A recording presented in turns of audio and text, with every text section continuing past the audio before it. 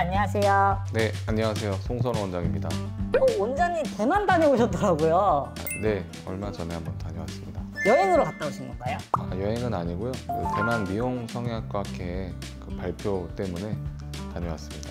발표하신 주제는 어떤 주제였을까요? 주최 측에서 눈매 교정에 대해서 발표해달라고 주제 요청을 해주셔서 제가 하는 눈매 교정 수술 방법에 대해서 했습니다. 쌍꺼풀 수술 다음으로 흔한 게 눈매 교정이라고 저는 알고 있는데 특별함이 있어서 발표까지 하게 된 걸까요? 눈 수술하면 그냥 굉장히 흔히 접하고 자주 하는 수술이니까 단순한 수술이라고 생각하실 수도 있지만 쌍꺼풀이고 눈매 교정이고 정말 많은 방법들이 있거든요. 계속 발전을 해왔고 계속 변하고 있고 저도 5년 전, 10년 전이랑 지금이랑 이제 수술 방법이 점점 많이 업그레이드 되고 계속 앞으로도 변하겠죠.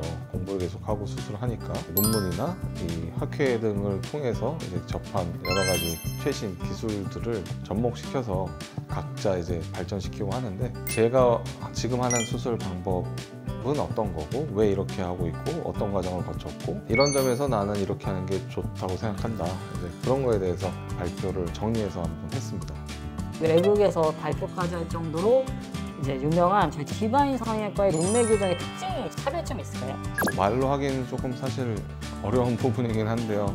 성형수술의 이제 전문적인 영역이기 때문에 제가 블로그 글로 좀 간단하게 쉽게 풀어서 정리를 해 놓기도 했는데 이 눈매 교정 수술은 눈을 잘 뜨게 하는 수술이잖아요. 그러면 눈 뜨는 근육의 길이를 쉽게 생각하면 단축시켜서 당겨주는 거예요.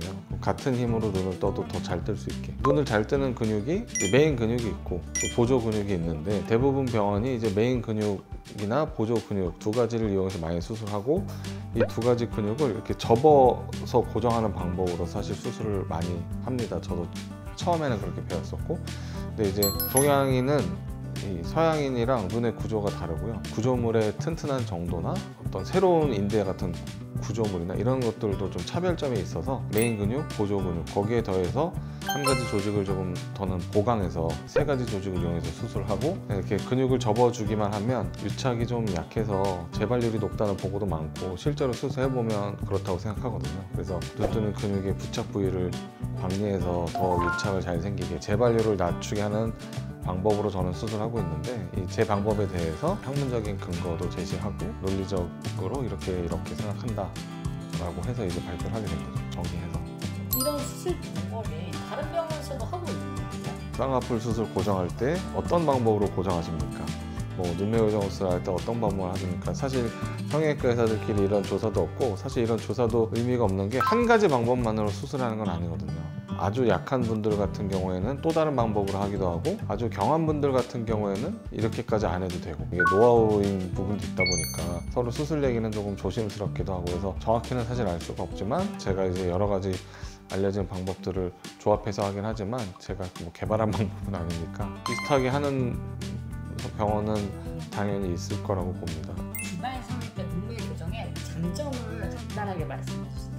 결국 눈매 교정 수술은 정확한 양을 재발률이 적게 이제 고정하는 게 핵심이거든요. 수술 전 평가도 잘 돼야 되고 또 수술 중에도 평가를 잘 해야 되고 고정을 잘 하려면 박리를 잘 해야 돼요. 그래서 이제 정확하게 박리하고 고정한 다음에 확인하는 과정을 거치게 되는데 앉아 있거나 누워 있을 때 눈 뜨는 크기가 달라진다고 하거든요. 그래서 중력 영향도 있고 여러 영향도 있어서 저는 수술 중에 앉아서도 확인하고 누워서도 확인하고 이 수술 후에 이제 경과 진료를 꼭 보게 되는데 경과 진료를 보게 되면 수술 방법별로 확실히 재발률에 어느 정도 차이가 조금 있는 것 같아요. 그래서 제가 하는 방법으로 수술해서 최근 몇 년간의 결과를 보면은 이 눈매 교정 수술하고 교정하는 비율이 굉장히 낮거든요. 지금 이제 하는 수술 방법에서 방법을 유지하면서 더 강점을 찾아서 유지 발전시키는 쪽으로 가면 될 것 같아요. 눈매 교정 수술은 굉장히 많이 하는 수술이고 첫 수술 상담보다 재수술 상담이 더 많나 싶을 정도로 이미 눈매 교정 하시는 분들도 많이 계십니다. 제일 중요한 거는 어떤 수술 방법으로 하느냐 전에 정말 눈매 교정 수술이 필요하냐 필요하다면 눈매 교정 수술 방법 중에 어떤 방법으로 하는 것이 좋을지 정확하게 박리를 해야 힘의 전달이 잘 되기 때문에 이제 박리가 중요하고 수술 중에 교정량 확인 그리고 경과진료 보면서 잘 유지가 되는지 이 일련의 전체 과정이 결국은 어느 하나라도 이제 부족하면 마음에 들지 않는 결과가 나올 수 있기 때문에 과정 하나하나가 결국은 다 중요하다고 생각합니다.